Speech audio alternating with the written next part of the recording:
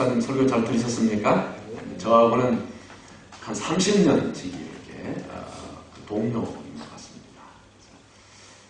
아주 음악을 잘하시고 이렇게 아주 다재다능하신 분이신데 아마 호주에서도 아마 마스터 과정을 했지 않았는가 이렇게 생각을 합니다. 그래서 이렇게 저는 지금까지 제가 잘난 줄 알았는데 알고 보니까 제가 되게 못났더라고요. 그래서 좀 여러 강사님들 오셔서 설교하면 좋겠다 하는 이런 생각을 제가 해봅니다.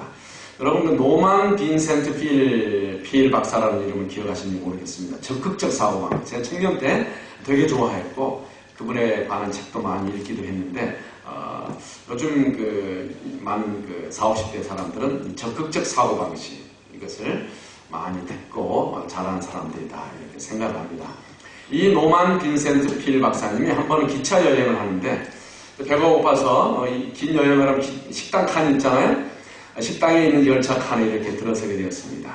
자리를 잡고 앉아있는데 건너편에 한 60대 중반의 노 부부가 앉아 식사를 하고 있는데 부인이 남편을 향해서 끊임없이 불평을 합니다. 계속 이야기하는 거예요. 그 이야기가 이 필 박사의 귀에 들렸어요. 뭐라고 하냐면 이 야채가 왜 이런가요?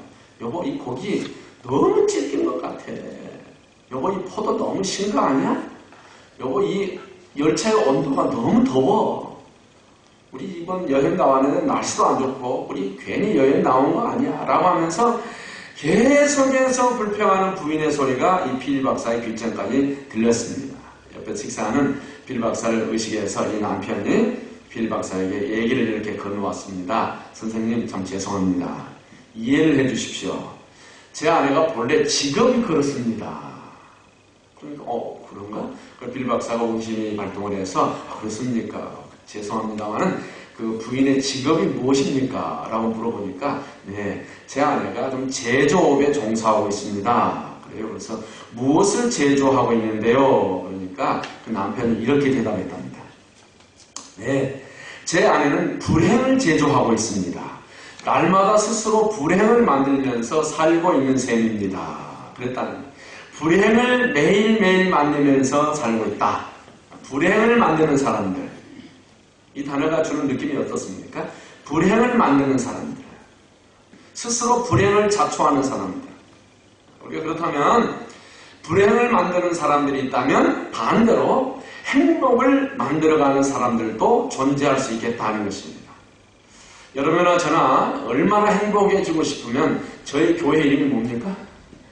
행복한 교회. 사람은 모두 행복해지려고 하는 욕망이 있습니다. 그래서 사람들의 최상의 목표는 행복해지는 것입니다. 이것은 아마 동서고금, 서양과 동양을 막론하고 다 아마 공통된 욕망일 것입니다. 그런데 이 행복이라는 것이 참 묘합니다. 행복이 모든 사람들에게 다 똑같은 것이 아닙니다. 행복은 그 시대에 따라서 그 기준이 달라지는 거죠. 그 기준이 달라지는 것이. 오늘 우리가 생각하는 행복의 기준이 100년 후에도 똑같을 것인가? 장담할 수 없는 것이죠. 그때는 행복의 기준이 또 달라집니다. 그래서 행복의 기준은 그 시대에 따라서 그 사람과 그 사회의 환경에 따라서 달라질 수 있다는 것이죠. 자, 그러면 모두가 동일한가? 아닙니다. 또 똑같은 시대를 살아가는 사람들이라고 해서 모두 다 행복의 기준이 똑같은 것이 아니에요. 왜요? 사람에 따라서 행복의 기준이 다를 수 있다는 것이죠. 세상 사람들이 말하는 행복의 기준이 다르고요. 저나 여러분 같은 신앙인들이 말하는 행복의 기준이 또 다릅니다. 그죠? 세상 사람들이 말하는 행복은 뭡니까? 첫째, 재미있어야 되잖아요. 좀 자극적이어야 되잖아요. 쾌락적이고 육감적인 것들. 대부분 눈에 보이고 느끼는 것들을 세상 사람들은 행복이라 이렇게 말합니다. 그러나 그런 것들이 우리 그리스도인들에게도 똑같이 행복의 기준이 될 수 있느냐? 그건 아니라는 거죠. 그렇지 않습니까? 우리 신앙인들에게는 또 다른 차원의 행복의 기준이 있고 있어야 한다는 것이죠. 신앙인들에게 있어서 행복이 뭐냐? 오늘 본문에 나오는 심령이 가난한 것. 심령이 가난한 것. 안타까운 거예요. 어떤 상황을 보면 죄를 보면 막 가슴이 아픈 거예요. 그리고 또 마음이 온유한 것. 애통하는 것, 경건한 생활들, 이것은 세속 사람들이 볼 때 이건 되게 재미없는 거예요. 야, 그게 무슨 행복이냐? 그렇게 말하는 거예요. 그러니까 이런 것들은 세상 사람들이 볼 때는 너무너무 자기들과는 거리가 먼 매력 없는 것들이에요. 그래서 은혜 받기 전까지는 교회 나오기가 어려운 거죠. 그러나 우리에게는 참 기쁨의 근원이 그런 데서 나온다는 것입니다. 오늘 팔복에서 예수님은 영원 불변하는, 절대로 변하지 않는, 100년이 지나도 변하지 않는 행복의 기준을 가르치고 계십니다. 오늘 이 8개의 복이 나오는데요. 이 8개의 복을 보면 한 가지 공통점이 있는데, 그것은 모두가 무슨 복을 말하고 있느냐면, 한번 따라갈까요? 마음의 복. 모두가 다 마음의 복을 말하고 있어요. 이 세상에서 변하지 않고 녹슬지 않고 없어지지 않고 누가 빼앗아갈 수 없는 복이 있다면 그것은요, 마음의 복이에요. 마음의. 외형적인 것은 빼앗아갈 수도 있고 뺏길 수도 있고 사라질 수 있지만은 마음의 복을 받은 사람은 그것은 이 세상이 변하고 그럴지라도 절대 변하지 않는 거예요. 녹슬지 않습니다. 누가 빼앗아갈 수 없는 거예요. 그것이 마음의 복. 저나 여러분이 마음의 복, 마음의 최고의 행복을 누리시기를 간절히 축원합니다. 사람들이 모두가 보이는 복을 말하고 만져지는 복을 말하고 화려한 복을 말하고 있지만은 그것들은요, 잠시 후에 변해버려요. 오래가지는 못합니다. 극히 일시적인 거예요.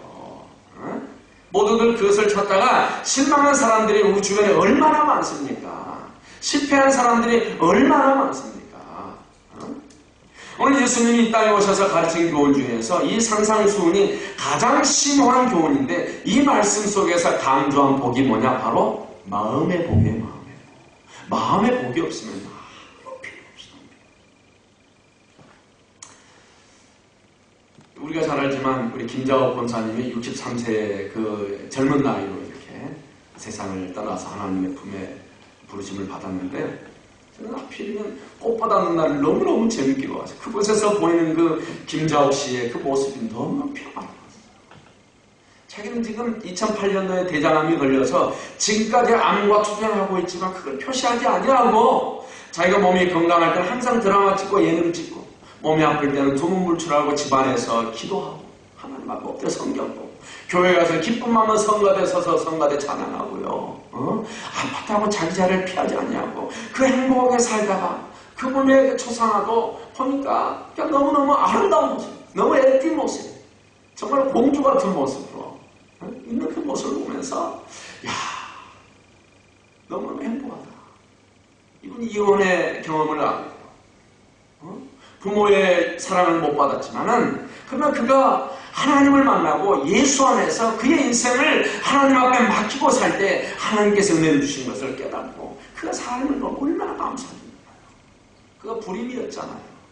그런데 하나님 앞에 기도해. 하나님, 나는 지금까지 내 힘으로 내 능력으로 모든 것이 되는 줄 알았는데 하나님 앞에, 하나님 손 앞에 내려놓습니다. 하나님, 제게 아이를 주세요. 모든 거 포기하고 하나님 앞에 기도했는데 한 달 만에 아이가 들었어요. 독일에서 제가 아는 선교사님이 연락이 왔어요.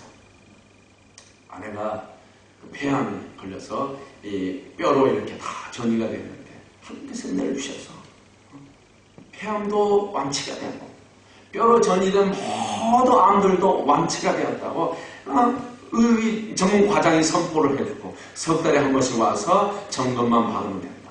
그러면서 그 목사님도 하나님의 은혜가 얼마나 큰지 모르겠다. 그러면서 자기가 독일에 살면서 즐기고 많은 것 해보았지만은 진정한 행복은 마음에 있더라. 마음에 있더라. 아무리 많이 가지고 즐겨도 아내가 병들어 있으니까 마음에 행복이 없더라. 마음에 복이 없더라는 거예요. 진정한 행복은 마음의 복인 줄로 믿습니다. 오늘 팔복 가운데 보니까 화평케 하는 자들의 복이 있습니다. 화평케 하는 자, 피스메이커. 그러면 피스메이커가 존재한다면 행복 메이커도 아마 존재할 것 같아요. 어떤 사람이 불행을 만들어서 살아가고 있다면 어떤 사람은 늘 행복을 만들면서 살아가고 있는 사람들도 있습니다. 여러분이 눈을 들면서 오늘 하루를 행복하게 살 건지 불행하게 살 건지 결단하는 거예요. 결단대로 사는 것입니다. 여러분 불행 메이커세요? 행복 메이커세요? 아침에 결단이 나는 거예요. 오늘 우리가 이 짧은 시간에 산상수훈 전체를 다 살펴볼 수 없고요. 우리가 이미 수요 예배를 통하여서 깊이 있게 말씀을 살펴보았습니다. 오늘 팔복에서 가르치는 행복한 인생의 열쇠가 무엇인가 몇 가지를 나눠보려고 하는데요. 첫째는 우리가 행복하게 사는 인생의 열쇠는 하나님과의 관계, 릴레이션십이거든요. 관계라는 것입니다. 하나님과의 바른 관계에서 행복한 인생의 열쇠가 키가 거기에 있다는 거죠. 요즘 제 아내가 이렇게 가짜 목걸이를 걸고 다니는, 가짜라는 게 좀 이상한데 그 다이아몬드가 아니라는 거예요. 요즘 뭐 다 모든 목걸이가 다 너무너무 보기 좋은 것 같은데 그 무슨 목걸이를 사랑하냐면 키가 달린 목걸이를 이렇게 달고 다녀요. 그래서 제가 속으로 그래 그건 행복의 열쇠다. 왜? 행복한교 사모님이니까 행복의 열쇠를 달고 다니는 거 아니겠어요? 설마 뭐 스위스 은행에 그 뭐 금고 열쇠 차고 다니는 거 아닐까요? 그건 무슨 목에 걸고 다니겠습니까? 그래 행복한교 사모니까 행복의 열쇠를 가지고 다닌다. 그렇게 생각을 한번 해보았어요. 행복한 인생의 열쇠는 하나님과의 관계예요. 관계가 나쁘면 다 끝나는 거예요. 그렇지 않습니까? 우리말 번역에 이 팔복을 보면 심령이 가난한 자는 뭐가 있어요? 복이 있나니 이렇게 나오잖아요. 애통하는 자는 복이 있나니 또 온유한 자는 복이 있나니. 그런데 이것을 실제 이 헬라어 성경에 보면 그렇게 안 되어 있고 복이 있도다 심령이 가난한 자는 그렇게 나오는 거예요. 복이 있도다 애통한 자, 복이 있도다 온유한 자. 복이 있도다 마카리오스라는 단어가 먼저 출현하고 있는데요. 이 단어를 영어 성경에서는 뭐라고 번역을 했느냐면 blessed라고. 그런데 우리가 행복하면 먼저 떠오르는 단어 우리 교회 이름이 뭐죠? 시드니 해피 프레스비테리안 처치, 해피 처치. 행복하면 해피 혹은 해피니스. 해피는 뭐 형용사인데 사실은 해피니스라는 말이 맞죠? 그러나 성경에 사용하는 이 행복은요 해피니스가 아니라 블레싱이에요. 블레싱. 해피니스와 어떻게 다릅니까? 해피니스라는 단어를 해펀이라는 단어에서 유래한다는 것입니다. 해펀이 뭡니까? 어떤 일이 발생하는 거 아닙니까? 그러니까 만약에 행복이 우연히 발생하는 것이다. 그거라고 우리가 말할 수 있는 거예요. 그러나 성경은 행복은 우연히 발생하는 것이 아니라는 거예요. 왜요? 해피니스라는 단어를 쓰는 것이 아니라 성경에서는 블레싱이라는 단어를 쓰는 거예요. 그래서 이런 성경의 영향을 받아서 서구에 사는 사람들이 만날 때 뭐라고 인사합니까? God bless you. God bless you. 그렇게 한다. 이 blessing이라는 단어의 또 어원을 찾아보니까 앵글로색슨 단어에서 나오는데 이것은 blood라는 피죠, 피. 이 단어가 그러니까 본래 피의 제사를 뜻하는 말에서부터 유래한 것이라는 것입니다. 구약을 보면 동물을 잡아서 피를 제사에 사용한 것을 볼 수 있습니다. 이 제사를 드리는 가장 중요한 이유가 어디에 있느냐? 어떤 희생 동물의 피 흘림을 통해서 우리의 죄가 용서된다는 거죠. 그러니까 이 피 흘림을 통하여서 우리의 죄가 용서되고 하나님과의 바른 관계 속에 들어간다는 의미입니다.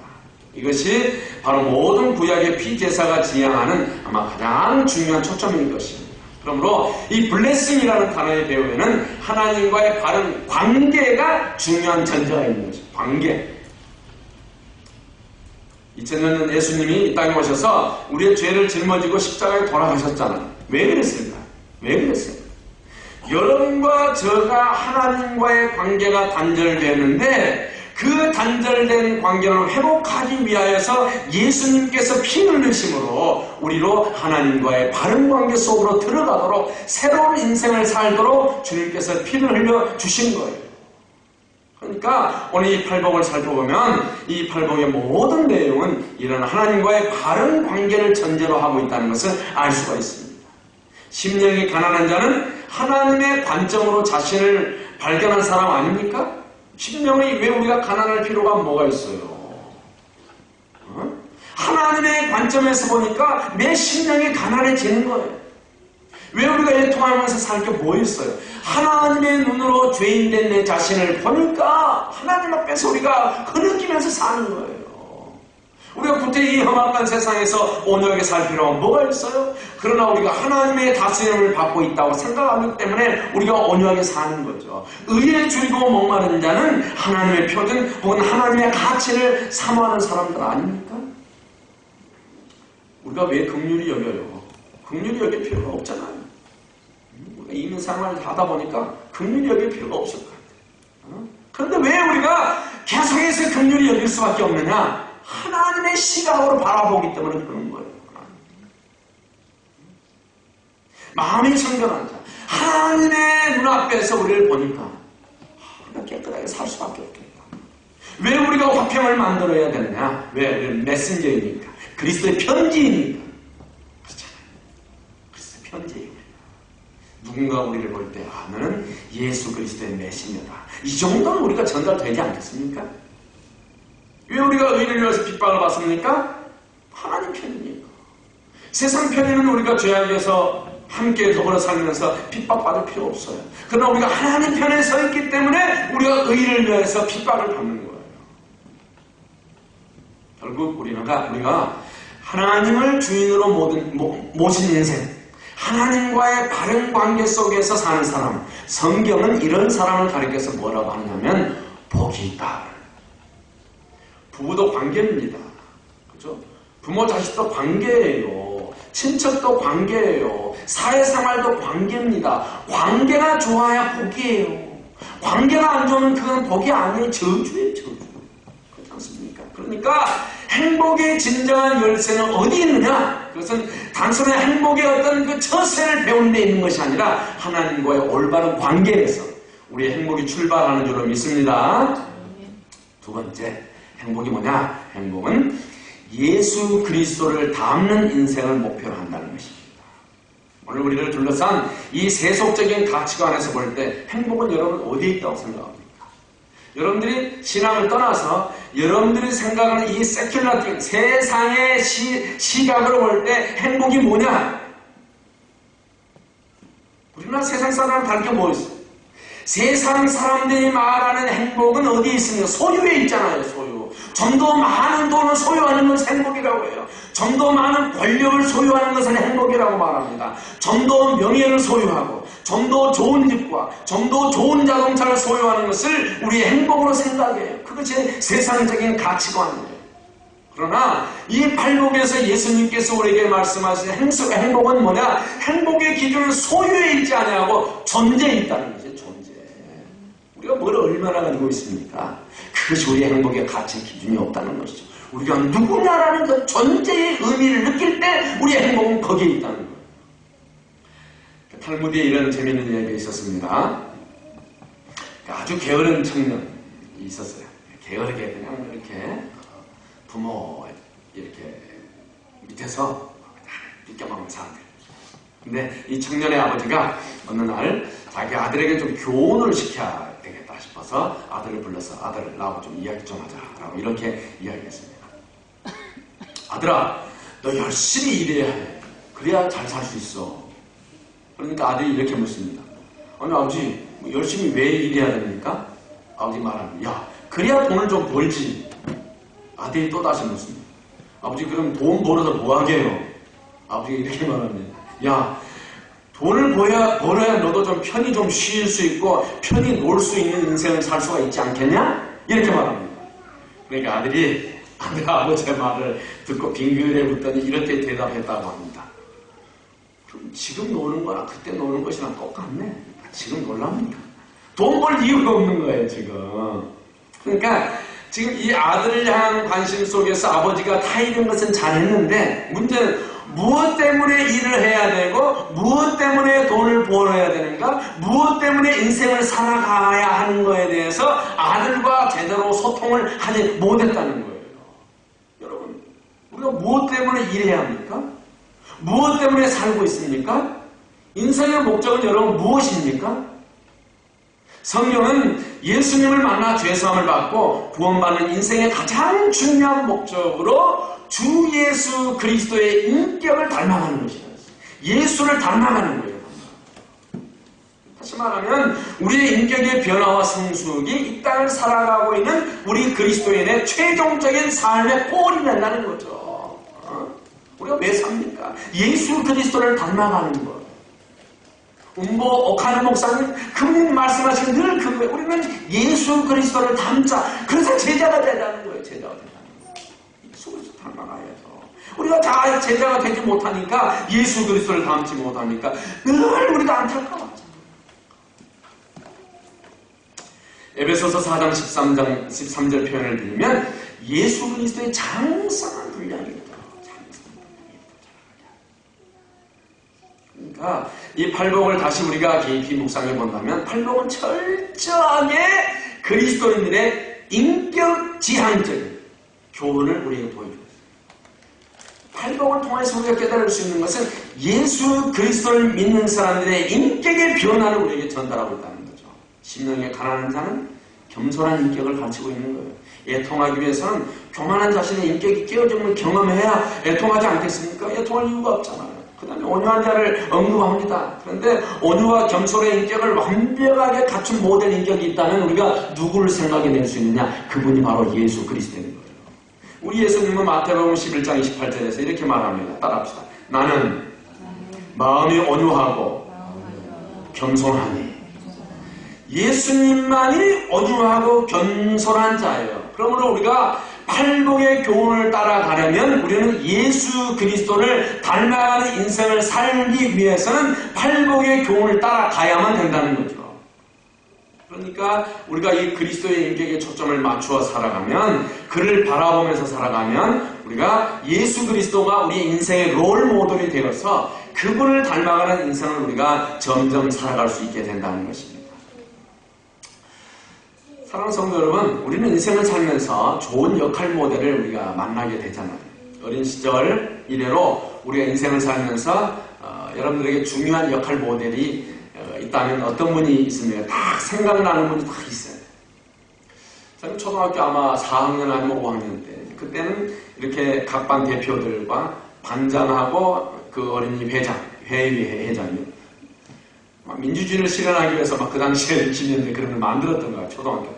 그러면 전체 아마 4학년 이상 6학년까지 각 반의 대표들이 모여서 대의원 회의를 하는데, 저희 교회 선배이면서 저는 4학년 때 그분이 1년 선배니 2년 선배니 기억이 잘 안 나는데, 그분이 대의원인데 회의를 이렇게 하는데, 저도 회의를 하는데 뭐 찬성 손을 드는, 우리가 보통 찬성을 할 때 손을 어떻게 듭니까?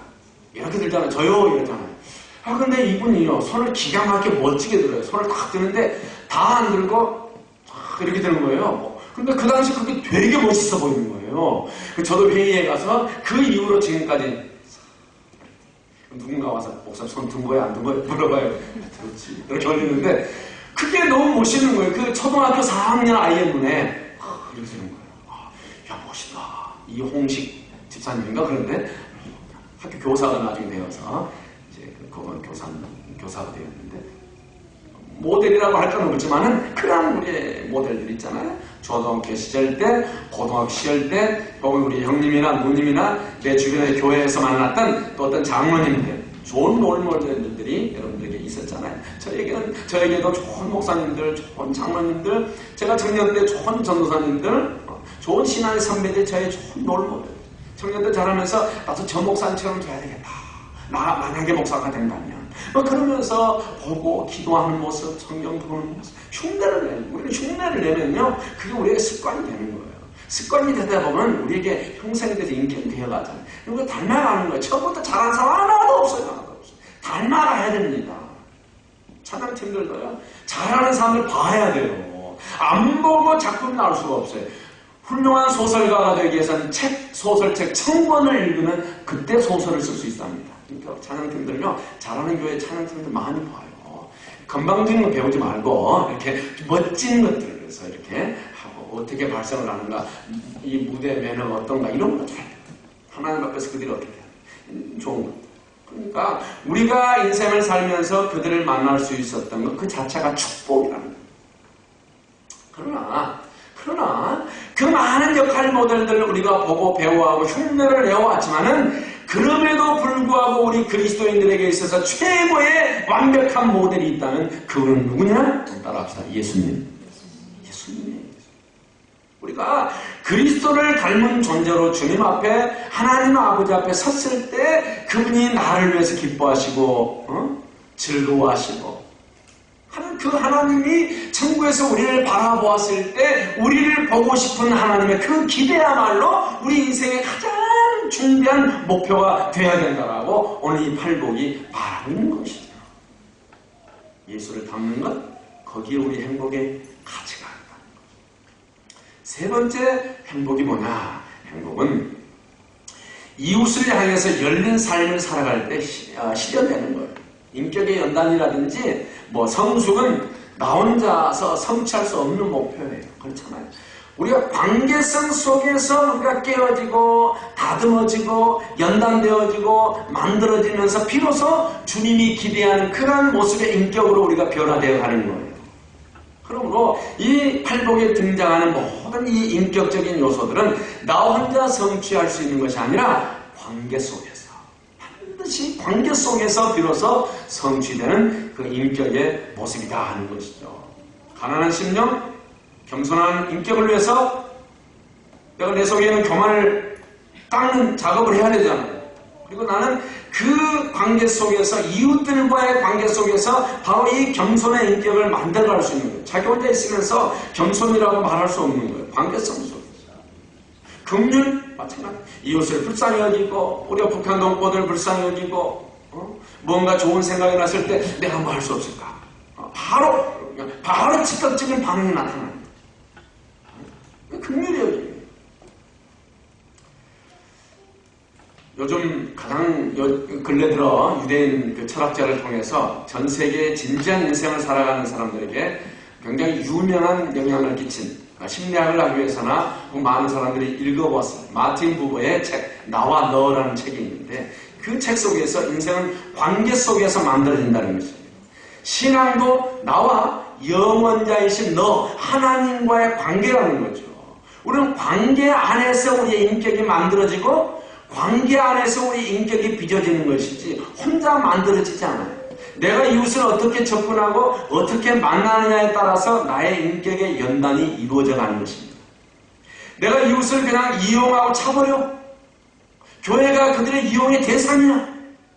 그것은 이웃은 나에게 있어서 인격의 대상이야. 나와 너가 아니라 나와 그것이 돼버리는 거예요. 우린 나와 너. 하나님 나와 너 대신 하나님. 너 되는 하나님과의 그 관계라는 거죠. 탈무드에 이런 흥미있는 교훈을 우리에게 또 하나 가르쳐주고 있는데요. 자, 하루를 행복하게 살고 싶습니까? 그렇다면 이발을 하십시오. 진짜 이발을 하고 나면 이렇게 하루가 행복하더라고요. 요즘 어느 그 이스트우드에 있는 스펀지라는 미용실 한번 갔더니 주제 아휴 머리를 갖다가 그냥 비비지를 않나 뭘로 비비나 왔더니 마사지를 어깨를 갖다가 짓누르지를 않나 보니까 마사지하는 거야. 이야 머리에 무슨 카메라를 갖다 대지 않나 했더니 이종호 목사 머리가 몇 개 빠졌냐 검사. 근데 보니까 하루 이렇게 이발소에 갔다 오면 기분이 좋아요. 그렇잖아? 특별히 여성분들은 이렇게 머리를 착 하고 나오면 자기가 무슨 신데렐라가 되는 줄 알아요. 이렇게. 거울 앞에서 이렇게 세워보고 있나요? 이렇게 이러더라고요. 그러면 일주일간을 행복하게 살고 싶다면 탈무드에서 여행을 하라고 했어요. 여행은요, 일주일이 좋은 것 같아요. 여행을 떠나서 일주일이 지나면 집 생각이 슬슬 납니다. 근데 여자분들은 아닐 것 같아요. 바쁘잖아. 이렇게 성지순례 가보니까요, 그때가 2, 3주 됩니까? 그러니까 같이 가신 여자 사모님들 또 혹은 여자 성도들은요, 가기 싫대요. 왜? 집에 가면 남편 밥 해줘야 되는 그게 싫대요. 호텔에 앉아있으면 밥 갖다 주면 음식 어마어마하게 많아. 여성들에게 해당되지 않겠지만 사실에 해당되겠죠. 일주일이 지나면 집에 오고 싶은 거예요. 그러니까 일주일 행복하고 싶으면 여행해라. 한 달을 행복하게 살기를 원하는가? 그러면 새 집으로 이사를 가라 하고 있습니다. 이거 탈무드 이야기입니다. 요즘 새 집 이사 가도 다 새잖아요. 깨져 있고. 새 집 이사 간 사람들은 다 하는 말이 여기도 금 같고 저기도 문제가 있고 술이 아니라고 정신없는 거야. 술이 아니라고. 새 집의 감격이 한 달 이상 넘어가겠습니까? 1년 동안 행복하기를 원하는가? 뭘까요? 결혼하라. 네, 심리학적으로 우리 상담학적으로 보면 허니문의 감동은요 1년 이상 가는 것이 아닙니다. 요즘은 신혼여행 가서 내려오면서 다른 길로 내려오잖아요. 해야죠. 이만큼 빠른 세대예요. 이건 옛날 글이고요. 1년 넘기기 어려운 거예요. 하여튼 1년을 행복하게 살고 싶으면 결혼하라는 것입니다. 왜요? 그때는 깨알 쏟아진다 뭐 이런 말 하잖아요. 그러나 오늘 이 찾은 탈무드에 있어서 최고의 절정은 뭐냐? 인생이 행복하기를 원하십니까? 이렇게 나와 있어요. 이웃을 섬기십시오. 하루, 일주일, 한 달, 1년? 아니, 인생 자체가 행복해지기를 원한다면 이웃을 섬기라는 거예요.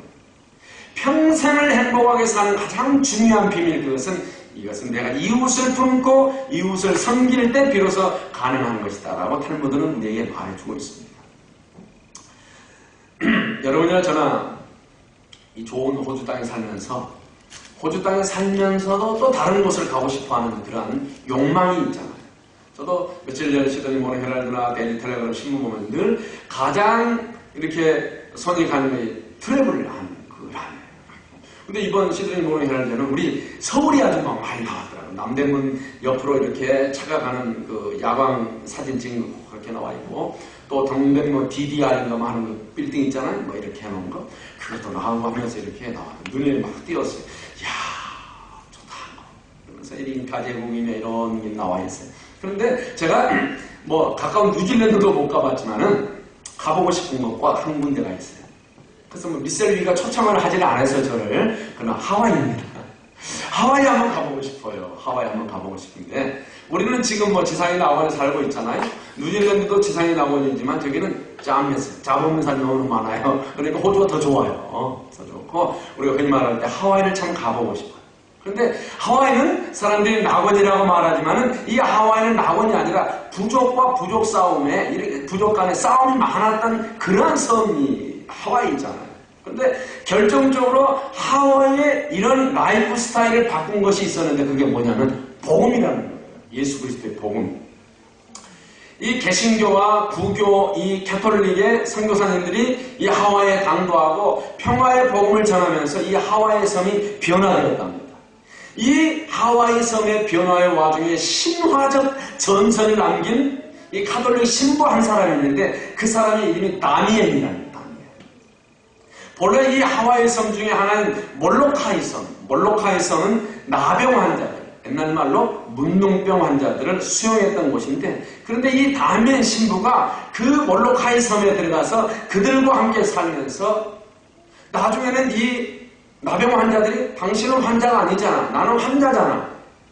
당신이 아무리 그래도 그것은 그냥 우리가 불쌍해서 그러는 거잖아 하면서 안 받아들여지니까 이 다미엔이 그 환자들의 고름을 빨고 하면서 스스로 나병 환자가 된 거예요. 거기서.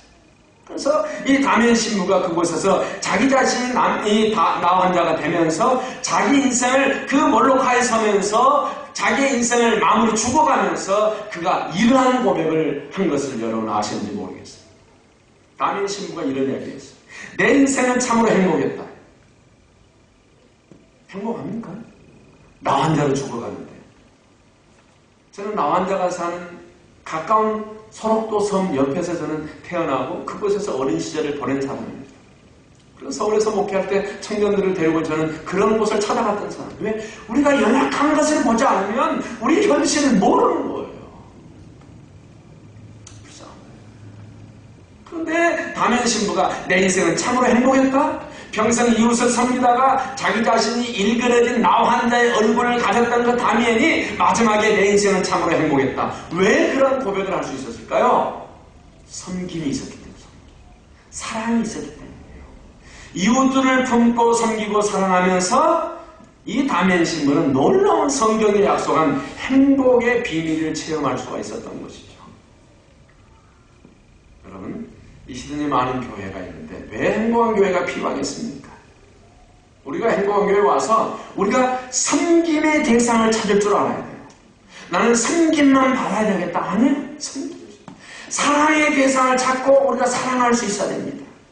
또 우리는 우리 함께 이 교회를 넘어서서 우리의 이웃을 품고 이웃을 사랑하는 연습을 하는 거예요. 우리가 보지도 못하고 가기도 어려운 북한 동포를 왜 사랑합니까? 그 사랑의 연습을 하는 거예요. 기도를 통해서 먼저. 그래서 우리 행복한 교회가 바로 정말로 그 하와이 섬과 같이 그 행복을 실현할 수 있는 그런 우리 행복한 교회가 좀 되었으면 좋겠어요. 저도 한편으로는 2014년도가 빨리 갔으면 좋겠어요. 2014년도. 저는요, 이게 올해 들어서 수도 없이 수많은 굴곡을 지나고, 제가 가지고 있는 막 이런 시대에서 가지고 있는 명예를 말바로 정리하고 싶어요. 그만 좀 하고, 하나님 앞에 서고, 교회 섬기는 데 집중해보고 싶어요. 너무너무 디프레션이나 우울증에도 막 깊은 자리에 들어가고, 어떤 때는 분노의 깊은 자리에 들어가고 하고요. 어떤 때는 심한 충동을 느껴보기도 하고요. 떠나고 싶은 충동을 느끼기도 하고. 그럼에도 불구하고 오늘 마태복음 5장을 보면서 주께서 제게 주신 말씀, 그리고 여러분에게 주신 말씀, 행복은 섬김입니다. 목회는 섬김이에요. 우리 성도는 섬김입니다. 섬김을 받는 것이 아니잖아요. 그러면서 저나 여러분들이 인생을 마치는 날, 우리가 파란만장한 이 신앙생활의 인생을 마치면서 김자옥 씨가 마지막 인생 정말 행복했어. 한 달 전에 그 동생을 만나서 나는 행복해. 난 하고 싶은 이런 그 연예인 생활 난 할 거 다 했어. 하나님 앞에 감사해. 나는 행복해. 했다는 거예요. 여러분, 저나 여러분이 하나님 앞에 부르심 받기 그 전에 우리가 내 인생은 정말 행복한 삶이었어. 이러한 행복을 만드는 우리 인생의 여정을 다시 한 번 더 출발하는 저와 여러분이 되시기를 간절히 축원합니다. 기도하겠습니다.